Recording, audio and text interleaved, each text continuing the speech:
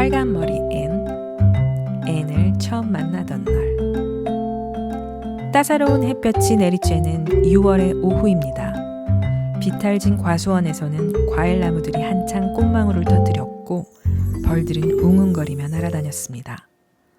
레이첼 린드 부인은 볕이 잘 드는 창가에 앉아 밖을 내다보고 있었습니다. 멀리 매슈 커스버트가 마차를 몰고 언덕을 오르는 게 보였습니다. 초록 지붕집의 매슈잖아. 정장을 차려입은 걸 보니 예사로운 나들이가 아닌 것 같은데. 남의 일에 참견하기를 좋아하는 린드 부인은 매슈가 어딜 가는지 궁금해서 견딜 수가 없었습니다. 뭔가 특별한 일이 생긴 게 틀림없어. 마릴라에게 물어봐야겠군. 린드 부인은 초록 지붕집으로 가기 위해 서둘러 집을 나섰습니다. 매슈의 동생 마릴라는 창가에 앉아 뜨개질을 하고 있다가 린드 부인을 반갑게 맞이했습니다. 어서 오세요, 린드 부인. 그동안 별일 없으셨죠?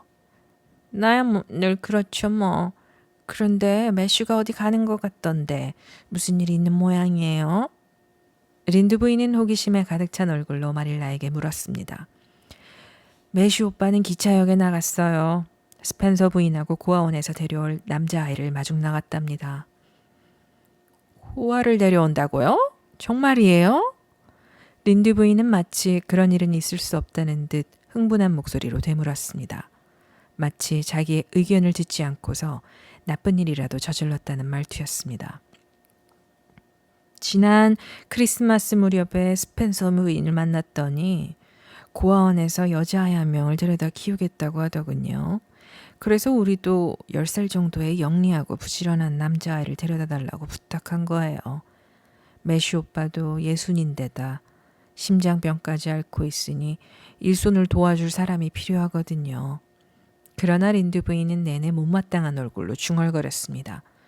초록 지붕집에 아이라니. 어쨌든 아이의 그림조차 없이 쓸쓸하던 초록 지붕집에 드디어 아이가 생기게 되었군. 과연 잘된 일인지 원. 한편 마차를 몰고 가는 매슈는 브라이트강 역까지 12km가 넘는 거리를 부지런히 달려갔습니다. 농장 사이로 난 길은 매우 아름다워서 마치 여행을 가는 것처럼 즐거웠습니다. 매슈가 브라이트강 역에 도착했을 때 역 주변은 한산했습니다. 아직 열차가 도착하지 않은 모양이군. 매슈는 한쪽 구석에 말을 메어놓고 주변을 살펴보았습니다.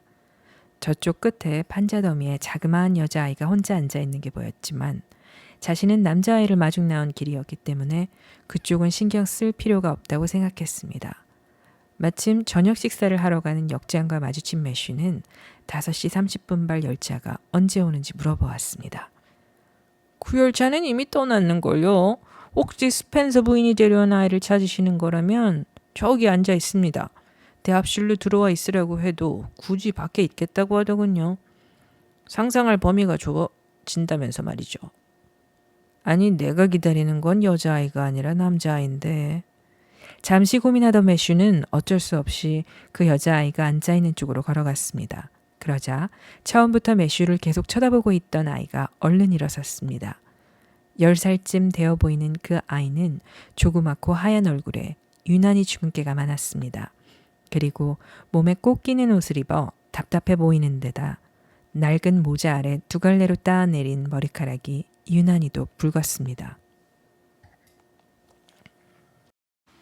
얼핏 보면 커다란 눈과 입이 평범한 인상으로 보일 수도 있겠지만 매슈의 눈에는 명랑하고 생기 넘치는 표정으로 보였습니다. 그 아이는 자기 앞에서 머뭇거리는 매슈에게 당차게도 먼저 손을 내밀었습니다. 초록 지붕집의 매슈 커스버트 아저씨 맞죠? 저는 혹시 아저씨가 마중 나오시지 않으면 어쩌나 걱정했어요. 저 혼자 여기서 기다리다가 날이 저물면 저 기찻길 옆 양번나무 위에서 별님을 친구 삼아 하룻밤 지내야겠다고 마음먹었죠. 매슈는 처음부터 아무런 거리낌 없이 짓거리는 아이의 손을 어색하게 잡았습니다. 뭔가 잘못되어 가는 것 같았지만 이렇게 눈빛을 반짝이며 반가워하는 아이를 차마 혼자 두고 갈 수는 없는 일이었습니다. 기다리느라 했었구나. 가방은 이리 주고 어서 마차에 올라타렴. 매슈는 무거워 보이는 아이의 가방을 들어주려 했습니다. 아, 이건 제가 들을 수 있어요. 그것보다 아저씨가 이렇게 와주신 게 너무너무 기뻐요. 저는 지금껏 누구와 가족이 되어본 적이 없어요. 특히 고아원에서 산 넉 달은 기억하고 싶지 않을 정도로 싫었어요. 아이는 쉼 없이 혼자 짓거리다가 마차가 있는 곳에 다다르자 말을 멈추었습니다. 그리고 마을을 떠나 비탈진 언덕길로 내려갈 때까지 잠잠했습니다. 그러나 양번나무와 자작나무가 멋지게 들어선 길로 들어서자 다시 화난 얼굴로 말을 하기 시작했습니다. 아저씨는 저 레이스 모양의 새하얀 나무를 보면 무슨 생각이 드세요? 글쎄다, 나는 뭐 별로... 아이 참, 하얀 드레스를 입은 신부 같지 않은가요? 저도 언젠간 저렇게 아름다운 드레스를 입어보고 싶어요. 아마 세상에서 가장 행복한 순간을 맛보는 기분일 거예요. 이렇게 못생긴 저하고 결혼하겠다는 사람이 있을지 모르겠지만요. 아이의 말은 끊임없이 이어졌습니다. 그런데 아저씨, 이 길은 왜 이렇게 붉은 걸까요? 글쎄다, 그건 나도 잘 모르겠구나. 매슈는 아이의 말을 들으며 스스로도 놀랄 만큼 즐거워하고 있었습니다. 별로 말이 없는 매슈는 혼자 이야기하며 굳이 자기한테 대답해 줄 것을 원하지 않는 사람을 좋아했습니다. 하지만 자기만 보면 슬금슬금 피하며 눈치를 보는 여자아이들은 싫어했습니다.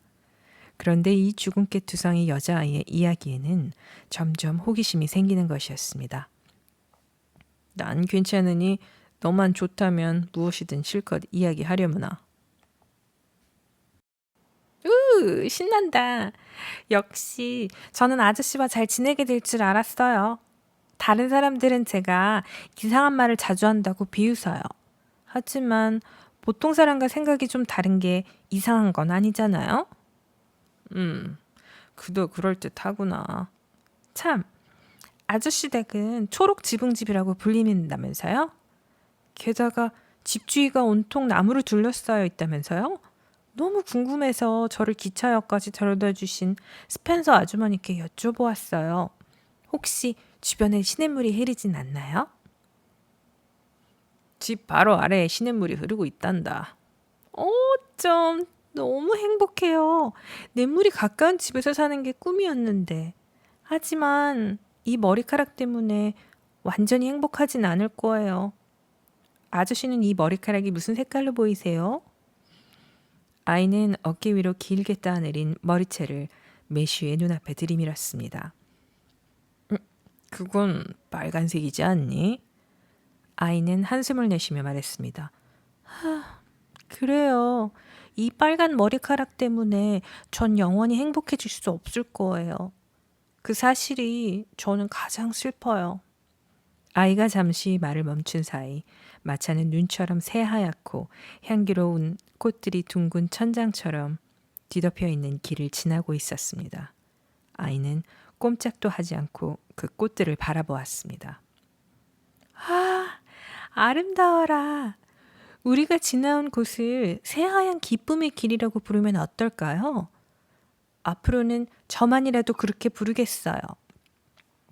아이는 지나는 곳마다 아름다운 경치에 반해서 감탄을 했고 스쳐가는 연못에도 반짝이는 호수라는 특별한 이름을 붙여주었습니다. 드디어 두 사람을 태운 마차가 붉은 언덕을 오르기 시작했습니다. 이제 거의 다 왔단다. 저기 보이는... 잠깐만요. 어느 집인지 제가 맞춰보겠어요. 아이는 매슈의 말을 가로막고는 마을을 쭉 둘러보았습니다. 그리고 손가락으로 한 곳을 가리켰습니다. 저기 보이는 초록 지붕집 맞죠? 그래, 용케도 잘 알아맞히는구나. 혹시 스펜서 아주머니가 알려주더냐? 천만에요. 그냥 저 초록색 지붕을 보는 순간 바로 저곳이 제가 영원히 살 집이라는 느낌이 와 닿았을 뿐이에요. 어둠이 깔리는 초록 지붕집의 샛길로 들어서면서 매슈의 마음은 점점 무거워졌습니다.